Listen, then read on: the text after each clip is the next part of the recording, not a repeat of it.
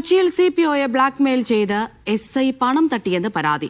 പാലാരിവട്ടം സ്റ്റേഷനിലെ SI K ബിജുവിനെതിരെയാണ് പരാതി. കേസിൽ തുടർ നടപടിയുണ്ടാകുമെന്ന് Kochi city police commissioner Putta Vimaladitya media വണ്ണിനോട് പറഞ്ഞു.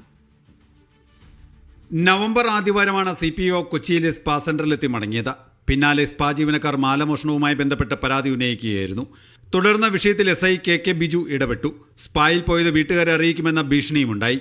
ആസൂത്രിത നീക്കമാണെന്ന് മനസ്സിലായതോടെ സിപിഒ പരാതിയും നൽകി. 4 ലക്ഷം രൂപ കൈക്കലാക്കിയെന്നും പരാതിയുണ്ട്. സംഭവത്തിൽ സ്പാ ജീവനക്കാരടക്കം 3 പേരെ പ്രതിയാക്കി പോലീസ് കേസെടുത്തു. കുറ്റക്കാരെന്ന് കണ്ടാൽ തുടർ നടപടിയുണ്ടാകുമെന്ന് city police commissioner Putta Vimaladitya. ഇതുവരെ നമുക്ക് ഇതിനകത്ത് 3 പ്രതികളാണ് ഉള്ളത്. അതിൻ്റെ പുറകിൽ ഒരാളുള്ളതായിട്ട് നമുക്കൊന്നും ഇതുവരെ ഒന്നും അറിയില്ല. പക്ഷേ ആസ് ഓഫ് നൗ നമ്മൾ ഫസ്റ്റ് ഇൻഫർമേഷൻ സ്റ്റേറ്റ്മെൻറ്റ് പ്രകാരമാണ് ഈ കേസ് എടുത്തത്. ബാക്കി എന്തെങ്കിലും വിവരങ്ങളുണ്ടെങ്കിൽ നമ്മൾ അന്വേഷണത്തിൽ കൊണ്ടുവരാം. അന്വേഷണം നടത്തിയിട്ട് ആവശ്യമുള്ള നടപടിയെടുക്കും. പാലാരിവട്ടം സ്റ്റേഷനിൽ തന്നെ ഉദ്യോഗസ്ഥനാണ് പരാതിക്കാരനായ സിപിഒ. വാദിയും പ്രതിയും പോലീസായ കേസ് സേനയ്ക്ക് തന്നെ നാണക്കേടായിട്ടുണ്ട്. മീഡിയ 1 കൊച്ചി.